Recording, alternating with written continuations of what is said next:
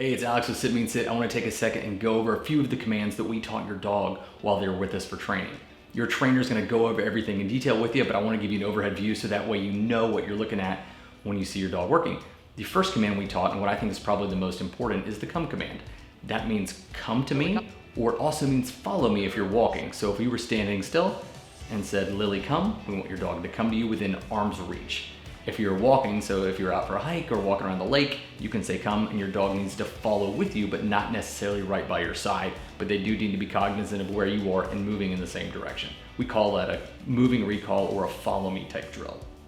The next command we taught is place, and that's probably everybody's favorite command. What a place command means is for the dog to hop on something and stay there. We teach it on a little board or a cot here at our facility, but we can show you how to transfer that to their dog bed or any other object around the house.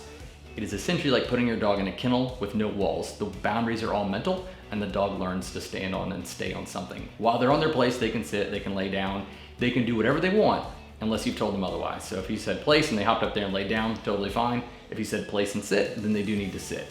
And like all our commands, the stay is implied with the place command, so there's no need to tell your dog to stay on their place. And if your dog has behavioral issues, the place is a great way to help build up impulse control as well, and your trainer will go over all that with you. The next command we taught is sit. That's pretty obvious. That means head up, bottom down, paying attention to you. The next command we taught after sit was down. That means lay down. A lot of people mistake that for off for any kind of jumping, but when we say down, we want the dog to lay down, belly on the ground. Heel. When we tell a dog to heel, we want them to move over to our left-hand side and walk at the same pace as you do. So the frame of reference I like to use is I want anywhere between their shoulder to their snout to be even with your left knee. They always need to match your pace, stop when you stop, go when you go. Hey guys, one of the commands or one of the concepts we really like to emphasize with our dogs and with you guys is the idea of a free command. The free acts as the positive reinforcement, and which is one of the main tenets of a balanced training program. A lot of people struggle with this concept, so we really wanted to go into a little bit of depth with you to demonstrate it. So the idea with freeze means your dog is released from the command and they're free to run off and do whatever they want. If your dog likes a toy, we can leverage that to help really get the idea across to them and also reward them. If they like food, oftentimes we can flick some food that'll help them pop up, go chase after something, and understand they're released from whatever behavior that they have been doing.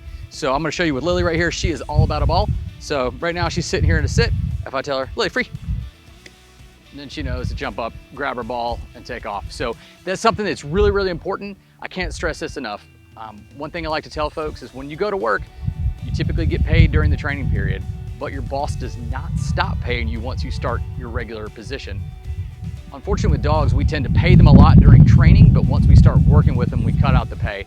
So that's something you've got to remember. We've got to keep paying that dog, keep releasing them, make it fun, and it's going to make your training a whole lot more enjoyable.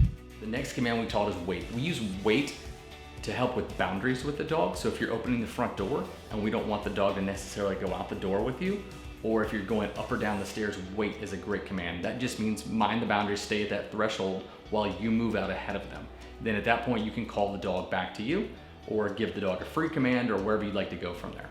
The three main correctives that we use with dogs here are off, quiet, and leave it. So the way I like to think about this, off is for them putting their paws on anything you don't want them, whether it's the couch or your body, we can utilize that off command. A quiet is pretty simple, that's just interrupting a barking. And then leave it means to leave something alone with their mouth. As you saw in the video, we set out some trash for my dog, she had interest in it, we were able to say leave it, and she knew to immediately disengage from that. So those are our three correctives, and we found by utilizing those in conjunction with your commands, you can deal with pretty much all behavioral issues. Guys, thank you so much for sending your dog in to a board and train with us. It has been absolutely our pleasure to work with your dog and to get to know you guys, and we look forward to working with you moving forward into your private lessons. And as always, training is a lifetime commitment to your dog, and we're here to support you for the life of the dog. So if you ever have questions, problems, or concerns, please immediately call us and we'll do everything we can to help.